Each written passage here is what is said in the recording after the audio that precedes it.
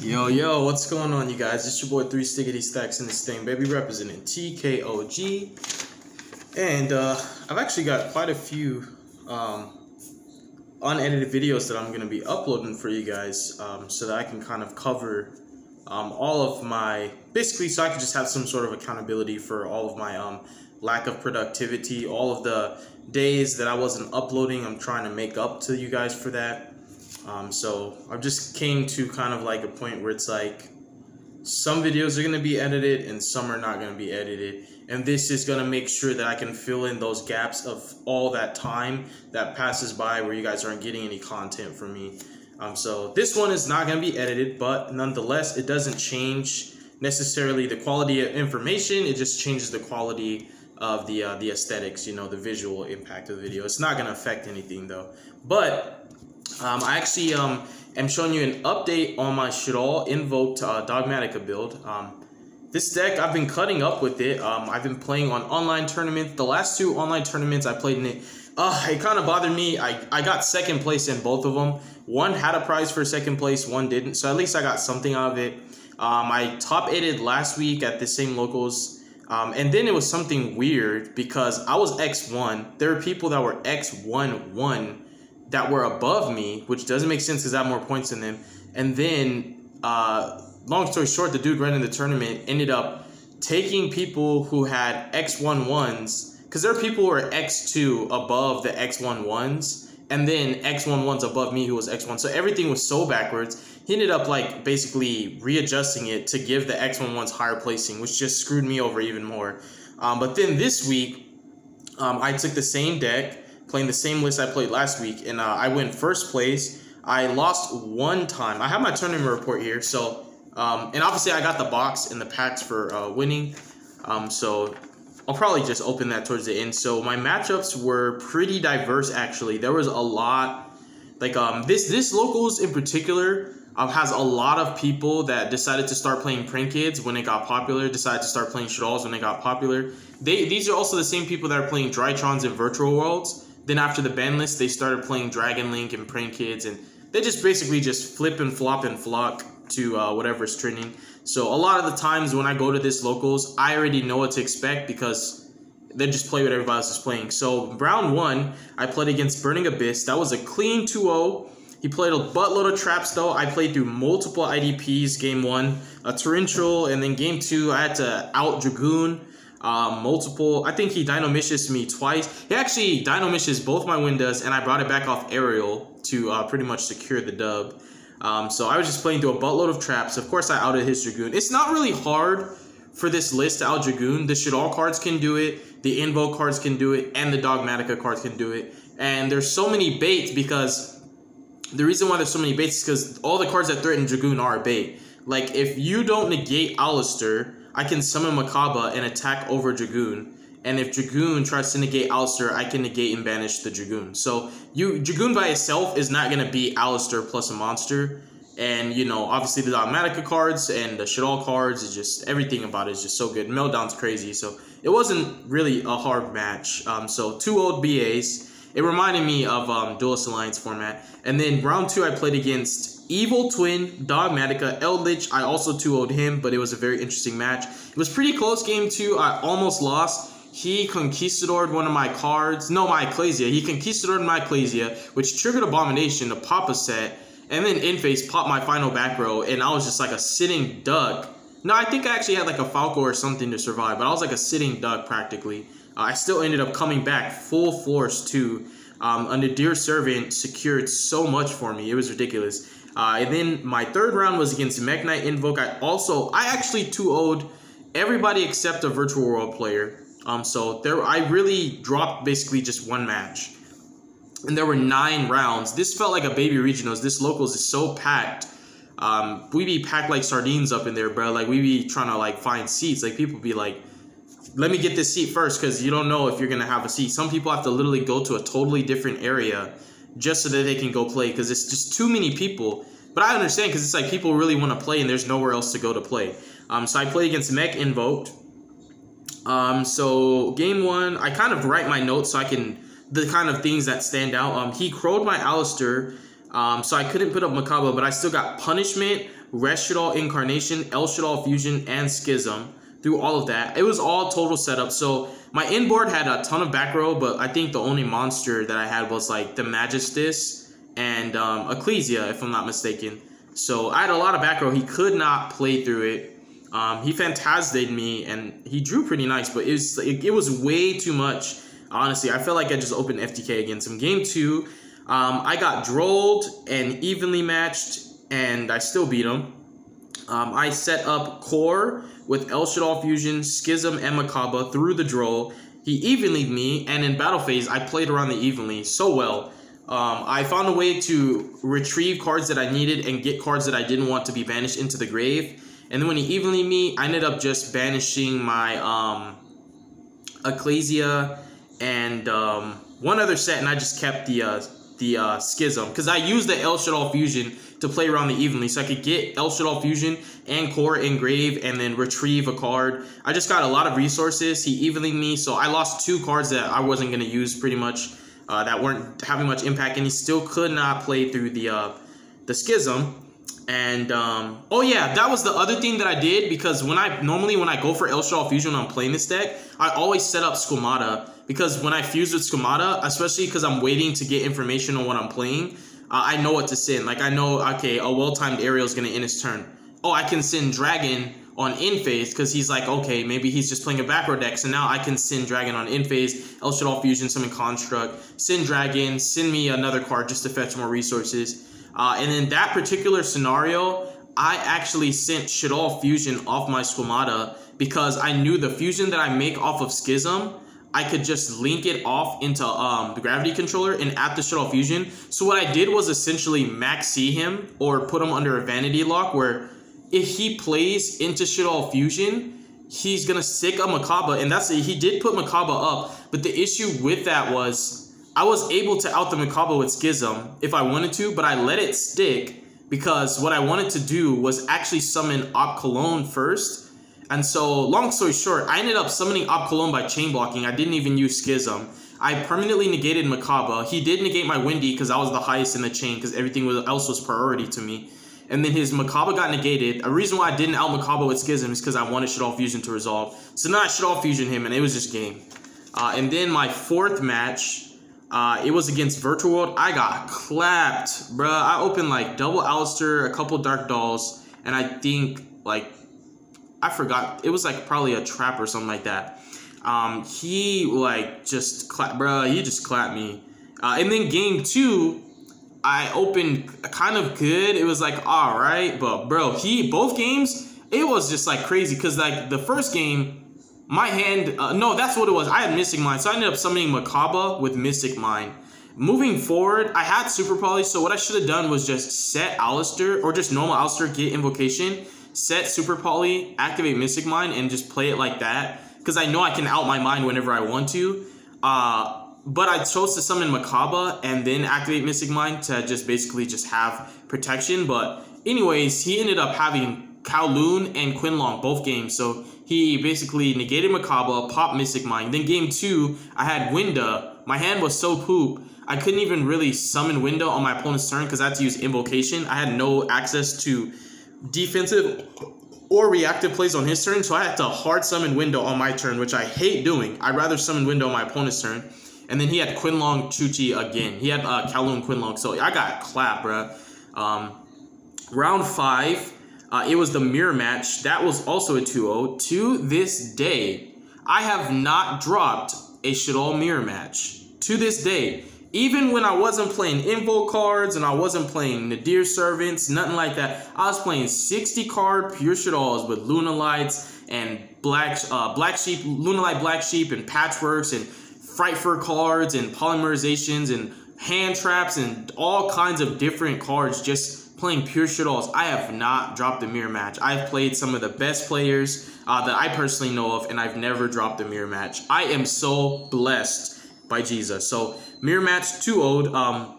It literally got to a point where I was outplaying him so bad that I realized that my knowledge on the matchup was greater than his. That game 2, I didn't even side deck. I was like, I got this, and it was just phew. And then my final round before we went to top 8 was against Buster Blader. I also 2-0'd him. Not much to say. I mean, he did put me under. Game 2 was really crazy. He put me under the lock quite a few times. It got to a point where he actually was playing Jack in the Hand. He gave me Magician's Souls, and I was like, oh, I can use this. Then I drew Fleur de Lis, and I was like, oh, crap. But I did end up using the Magician's Souls, and it just came to a point where I ended up outplaying him with Punishment and Droplets. And then he got access to his lock again, and I Golden Lorded to send the one that mattered. And then I summoned Golden Lord. It was just like game. Like, he had no more really like follow-ups, and I just got him. It was a long game, though. We played all the way up until like 38 minutes, I think. First round of top 8, I played Super Quantum. That was a 2-0. Unfortunately, I actually knew the matchup, so I knew what to do. I could telegraph his plays before he made them. My second round in top 8, I played against PK Fire. Also 2-0'd him. It was just really unfortunate. And then the final round in top 8, I played the Virtual World player again, and I got my revenge, bro. I clapped him. This time I opened really good. My hand was insane. I literally didn't go first. I purposely made him go second. I lost the first time I did it, and then the next 2 times I went second, I blew him out the water, bro. Like, I outed his Shin Shin, his Crystal Wing, his Chuche. Oh, bro, it was so good. I kept Ariel banishing his Quinlongs. Like, it got to a point where, like, I was, like, negating Chuche and then banishing his cards so that he can't use Chuche to recycle. So I was attacking his resource management after I attacked his board. It was so good. But that was the that is the tournament report, you guys. Sorry, I normally do this before I get into the list, but now into the list. So we have 3 copies of Alistair. He is the man. Alistair is just freaking insane. He's a light attribute. He's a fusion outlet, battle phase, tactics, dodge, punishment. The card literally threatens boards. He's good going, like, the invoke cards are just good going first or going second.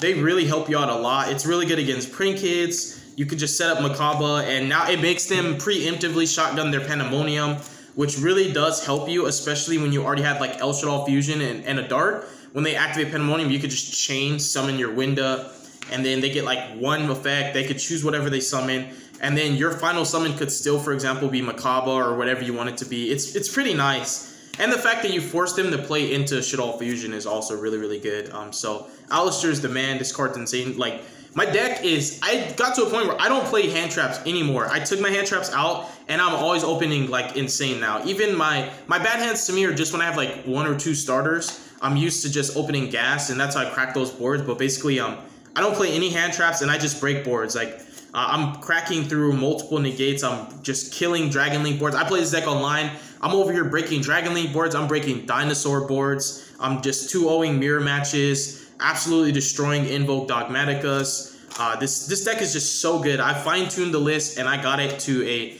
very, very good point in consistency. This deck just doesn't care about dice rolls, and he is one of the reasons why Alistair is just freaking insane. And then for the SHADOLLs, let me just move these out the way. Triple Squamata, best SHADOLL in the game, honestly. Squamata is the best to fuse with, too, because he just gives you... He's like your whole arsenal. He's Construct on Summon, and that's why Squamata is the best. The next best is Windy. I actually like playing 3 of each of these. I don't agree with other people's ratios, but they don't agree with mine, so it's just one of those situations. And then I like double Hedgehog. Hedgehog is very clutch. The second one does come up. Sometimes I'm in situations where I have to use his effect to search, and then I still need to summon one off Windy, because I'm the type of SHADOLL player that actually summons Hedgehog off Windy instead of Beast.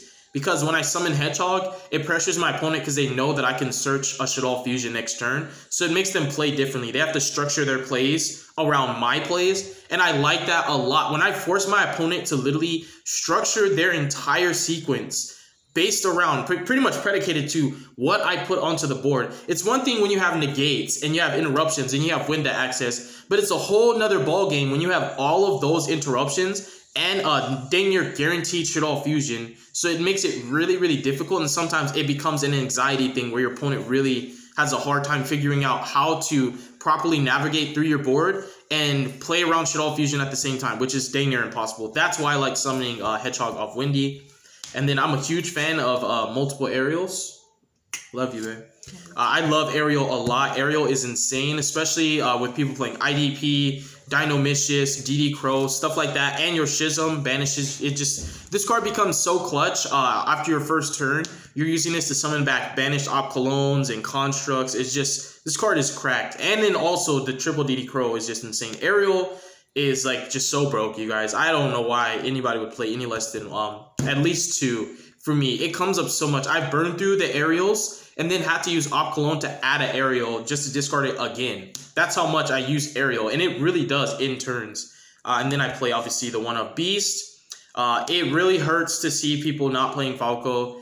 There's so many. I would have died against Virtual World if I didn't have Falco. I had to Windy Falco to bring back Hedgehog, just get access to something. And I survived all the attacks, and Falco just really is clutch. There is actually a really cool loop I talk about a bit with SHADOLL Incarnation, where you're looping Op Cologne, and Op Cologne put your fusion monsters back to your extra deck, and you don't discard because nothing got added to your hand, and you just keep summoning them. So like that's one of the big issues with people playing SHADOLLs. They don't know how to manage their resources in their extra deck. They're okay with, you know, doing their main deck, but they'll burn out of fusions. But when you have Falco, you're not only going to be able to recycle your resources better, but you can Resh for Falco for Op put something back, summon the fusion that you put back, use that fusion to grab Resh, and then Resh for Falco for Op, and it just becomes really annoying. And when you have SHADOLL Core in that rotation, you're getting free pluses because Op can just add to hand now if you want to,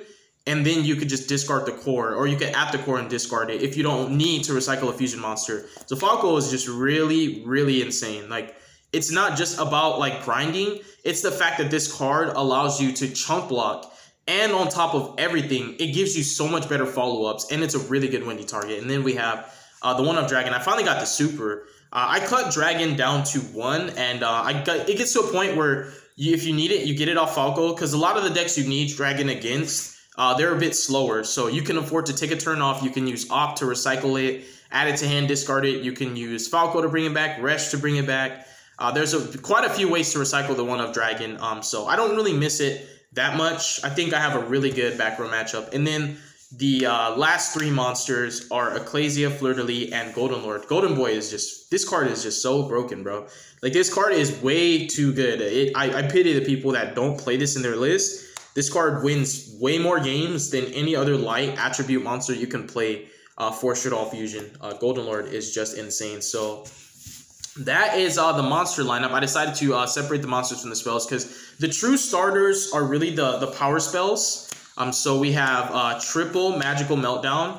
This card makes a lot of your effects pretty much spell speed 3. It grants you protection. Going second, you have a lot of cards that are must negates. Like, your opponent, if they actually let this resolve, it really sucks for them, because now whatever negates they have cannot be used on your fusion spells. And when you fusion summon and you're using cards like SHADOLL Dragon and Aerial, things like that, and Squamata, your opponent can't respond. So you could like target their back rows, they can't chain them. You could banish their cards, they can't like chain Zanguine, stuff like that. It's just, this card is really, really disgusting. And using your turn player priority to your advantage, this card is just too good, you guys. Like, Magical Meltdown is freaking insane, bro. And then we have triple Nadir Servant. There was actually how I did it against the dude that drolled me. My hand was so good. Like, he drolled me, and I had Foolish. So I Foolish Burialed my Ecclesia just so I can add it from grave under droll and send Elder so I can pop a card. And if I didn't do that, he actually was going to OTK me next turn. That was the SHADOLL mirror match. So my mirror match, he flipped Artifact Scythe off of Sanctum. He had Schism, so I felt like it was overkill, but it makes sense. Locking me on my extra deck is better than putting a Wind up, because like I could still SHADOLL Fusion. But he Scythed, he put up Scythe, he had Makaba. So he had like Makaba, he negated, he drolled me, he Scythed me, he had Schism. And I did the best that I could. Like, I played extremely well, given the circumstances of how much pressure I was under. And that Foolish with that Nadir was like pretty much the reason why I was able to survive. So this card was actually really, really good. Even under the droll, it was really, really nice. And then we have more blowouts, triple SHADOLL Fusion. I did send this against Super Quantums as well. I sent it to the grave on purpose. And then on my turn, my opponent was telling me I wasn't going to play into SHADOLL Fusion. Like, basically saying like, you know, I'm not dumb enough to. And in my mind, I didn't say it out loud because, you know, it's my opponent. But I'm like, I didn't really care if you played into SHADOLL Fusion. The purpose of sending SHADOLL Fusion, so let's talk about this a little bit. Like, the purpose of sending SHADOLL Fusion from your deck to your grave on your opponent's turn is to let them know, hey, I have this board, I have this negate here, I have this floodgate here, I've got all this going. You need your extra deck to break this board. But if you use your extra deck to break this board, which you have to, I'm letting you know that you're giving this to me. So next turn, you better make sure that you end on a board that's good enough to negate everything I activate, because this is going to be the last card I play. So you're going to have to negate my Alistair that I have because the invokes just give me that follow-up. That's what I love about the invoke cards. The invoke, Dogmatika, and SHADOLLs always give you follow-ups. Your next turn is always going to be just as strong pretty much as your first turn. And so when you're putting this in grave, if your opponent already couldn't crack your board, it just makes them scoop, because now they're like, I was basically barely able to break the board and I couldn't OTK, but I was not going to be able to out SHADOLL Fusion next turn. So it makes a lot of people scoop, and it changes, like again, it changes the way your opponent structures their play. When you send SHADOLL Fusion to the grave on your opponent's turn, you're letting them know. Now they know you have it. You don't even have to hide it, because them having knowledge of it makes them play differently. And then I personally enjoy 3 copies of SHADOLL Fusion. This card really helps. It helps against Retaliating Sea, Anti-Spell Fragrance, Artifact Sanctum, you know, Dimensional Barrier. There's just so many different things. Floodgates. This card outplays Skill Drain. This card outplays Tikaboo. Rivalry goes in. This card outplays like a lot, almost everything. Flare de Lis. If your card, like you summon something like Construct or Op Cologne, and you're trying to negate something, that chain Flare, you chain L. It's no longer on the field. This card is really, really busted. And in the mirror matches, when you have Meltdown with this up, it gets really disgusting, because you can activate L in draw phase, and you could even send Aerial. If you have Aerial in hand, it's even better because they can't respond with Meltdown up. You can basically banish their SHADOLL Schism targets and force them to shotgun their L if they have an L. And that's going to change everything, because you could just summon Op Cologne, negate the one that they summon, and you could still attack their grave with your Aerial. So this card is actually, for me, it's the best SHADOLL speller, this best SHADOLL spell card. SHADOLL Fusion is the most powerful one, and it's for obvious reasons, but this plays into a lot more, whereas SHADOLL Fusion helps you to actually play out of scenarios. It's a really, really, really good card. I cannot play any less than 3. I pity the people that play less than 3. And then we also have triple copies of Invocation. Playing 3 makes your Invoke engine that much more powerful. You draw this without Alistair. I've done that. I've just still been able to structure my plays for my SHADOLLs. It helps to play around Ash Blossom on your Alistair. It helps to play around Joel and Lockbird. This card just breaks boards going second. It's actually just really, really insane. Some of my better in boards are just Winda Kaliga. Sometimes I just go Winda Kaliga. If I know that my way to access Winda is through Schism, I'll set up Makaba with the spell in hand, so that way if they have Cosmic Cyclone, I can negate it with Makaba so my Schism resolves.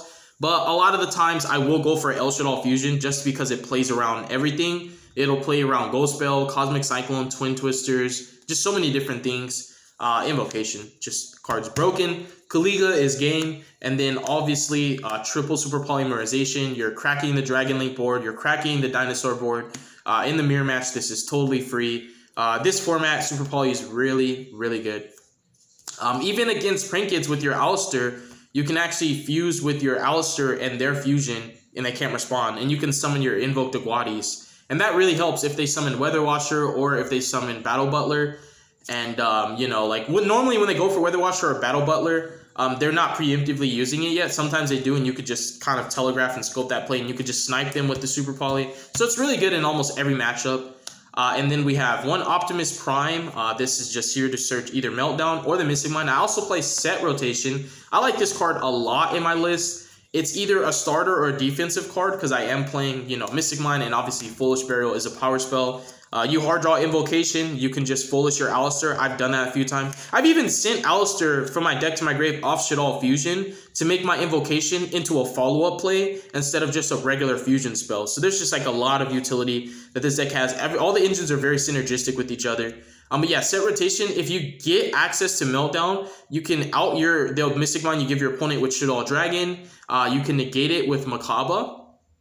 So in the scenarios where you can't out the mine you give them, you don't give them mine. It's just common sense. But I have done it where I've given my opponent Mystic Mine and popped it with Dragon the same turn so that they couldn't even try to use it against me. I really like this rotation. It actually did help me to beat Drytrons the week before. He had Vanity's Ruler, and I had no main deck outs, but I had Set Rotation. I Mystic Mined him. He got very... basically stubborn and didn't want to scoop, so we took like 37 minutes the first game. But anyways, getting past that, and this one is actually really, really good also for when you're going second, because like you have all these blowouts that force negates, And if you couldn't push through the negates, Mystic Mind is always that insurance and security just to help you to garner more advantage. And you could turn it off in so many more ways than one, including your own op clone. Finally, the traps. I have 1 punishment, 1 resh, 1 schism, and core is one of my favorites. This card is really good. It just increases your resource management like just exponentially. And on top of that, the card is actually really, really good when it comes to, let me check timing here. When it comes to playing around Gamma and Ghost Spell, and also it helps around cards like DD Crow. And also sometimes even Ash. So what this card does is like when you have Squamata, most people would send Windy and then send Schism. What I do when I fuse the Squamata to make Construct is especially when I have SHADOLL fusion specifically, I send Schism and Core. I use Core to add back L. I always prioritize SHADOLL fusion over Schism. I just personally believe SHADOLL fusion helps you to play better, structure your plays, and it helps to play around all of the blowout cards that would normally just kill Schism. And then I use Construct's Graveyard Effect to add Schism. So when I fuse the Squamata and Cons, I am sending Core. And the reason why Core helps to play around Ghost Spell, you know, Skullmeister and Gamma and stuff like that is because, like, if they Ghost Spell the Core, Construct can add it back anyway. If they Skullmeister the Core, Construct can add it back anyways. And when it comes to Gamma, Core is not a monster effect. So you can get access to Schism or L before they Gamma you. And then when you link Construct off to add it and they Gamma you, you already have a way to make Winda. It gets even more powerful when you summon Makaba before you link Construct off, because now if they have Gamma, you could just negate it. So there's a lot of different ways you can structure your plays. Sometimes I do go for Kaliga with SHADOLL Fusion Schism because I can get Winda access with Kaliga, 1 monster effect, 1 special summon, and then follow up with the Construct and just blow them out. I love the resource management with Resh, obviously, looping your Op Cologne, recycling your extra deck and your main deck, and just endlessly negating cards and fueling your plays. This card is insane. When you open with this and multiple ways to Winda, you can play around both Dark Ruler and Droplets and still get access. Like, I have boards, like, in one of my matches I was talking about where I had Resh, L, and Schism, I had 3 ways to Winda. So even if they were lucky and drew 2 outs, they still couldn't out it the 3rd time. And that is the main deck. The extra deck is Triple Construct, never gets Power Crap, the best card. And then 2 Al Capones. This card is really, really broken. 2nd best SHADOLL. And then the 3rd best SHADOLL is actually Winda. No, she's not the best. She does win games. Winda is in her name, but still, these are the best SHADOLL monsters. These are going to fuel your plays. These are going to give you more skillful interaction. Winda is just one of those, I drop it and I win. But she definitely is really good. In the mirror match, she's okay. She's not the best in the mirror match. But outside of the mirror match, she's pretty much going to cover all your grounds. And then we have double Makaba. I thought about playing Elysium, but instead of Elysium, I actually chose Kaliga, and I love Aguadis as well. I like the Kaliga a lot. So there's some really cool plays. So, like, when you end on Kaliga with Gravity Controller and like L and Schism, your opponent, normally if they lose to Winda, they lose to Kaliga. So if they have Dark Ruler, they actually have to Dark Ruler the Kaliga in order to be able to play. Then you summon Winda, and then they're like, ha ha ha, I'm a good player, I drew Droplets too. They Droplets your Winda. Then you use Schism and summon your final Winda. So it's like you literally play around 2 blowout cards, because they have to use 1 on Kaliga, the 2nd on Winda, and then you summon the 3rd Winda. And if they had a 3rd blowout card, it's like they deserve that, you know, it was their win. And then we also have Elder as a Dogmatika target for Nadir or Punishment. It did come up against Buster Blader. I Nadired to pop the Buster guy that had the whole Buster lock. I couldn't use my extra deck and my cards were being negated. And I just activated Nadir after I did everything that I could and then popped his guy, and that really helped me. And then we have Verte, Gravity Controller, and the Magistus Link 1. This just turns your bad hands into good hands. It makes Alistair a light. Gravity Controls for utility. Verte, sending SHADOLL Fusion, and Super Poly helping to break boards. You're playing against Prank Kids, you know, target one of their guys, turn it into a dark, Super Poly fuse with their guy, and your guy make your Winda. There's so many ways you could do it. And that is the deck profile. I might just, yeah. I don't think we have enough time to open the box, but if I pull anything good, I will definitely let you guys know. I got a box and 3 packs for winning this. I do have an update for Paleozoics and also Galaxy Ice Photon coming for you guys, so stay tuned for that. Heavenly Father, in the mighty name of Jesus, our Father which art in heaven, hallowed be thy name, Lord Jesus Christ. Thy kingdom come, and thy will be done on earth just as it is in heaven. Please give us this day our daily bread, Lord Jesus, and please forgive us of our debts as we forgive our debtors. And lead us not into temptation, Father, but deliver us from evil. For thine is the kingdom, the glory, and the power forever. In the mighty name of Jesus, I pray. Thank you, Father. Amen. And if you guys are curious about how the no hand traps things worked out, it worked out beautifully. I do not regret it. I actually see hand traps in this deck as a literal brick. If I had to choose between Droll or Lancia, because Droll and Lancia are good against like Dino and Dragon Link, or Ash and Nibiru, I would pick Dark Roller, Droplets, Mystic Mine. Heck, I would pick a Dagon Kaiju. You know, something that's a guaranteed out for a sense of security. But with this deck, Super Poly, Meltdown, Alistair, SHADOLL Fusion, SHADOLL Fusion, Nadir Servant, Ecclesia, Golden Lord. You have so much defensive cards and so much utility for pushing and defending. Like, you have good cards for attacking and defending. The deck is just so well-rounded that, like I said, dice rolls really don't matter. And it really is like that playing this deck. So I do want to encourage you guys to try no hand traps, but it is going to take way more skill because hand traps are going to help you to cover grounds and you won't be so punished for misplaying when you have a hand trap to back up your plays. But when you have no hand traps, that means your engine and your deck has to do all of the work for you, everything. When it comes to structuring your plays, breaking boards, and making boards going first, making the reads, you're not going to be able to say, oh, I messed up, or, you know, I played in the Cyclone, but at least I have Nibiru. It's not like that. So when you play with no hand traps, it's going to be more challenging, but it's going to help you to grow as a player because you're going to have to make more skillful plays. You can't just be greedy. You can't just do what you normally do. Everything you do is probably going to be different every matchup. You're going to be making different plays because every deck requires for you to interact a certain way. Every deck's not going to lose to Windows, so at that point it becomes like is this going to be resource management, or am I going to be attacking his grave? Do I need dragon access?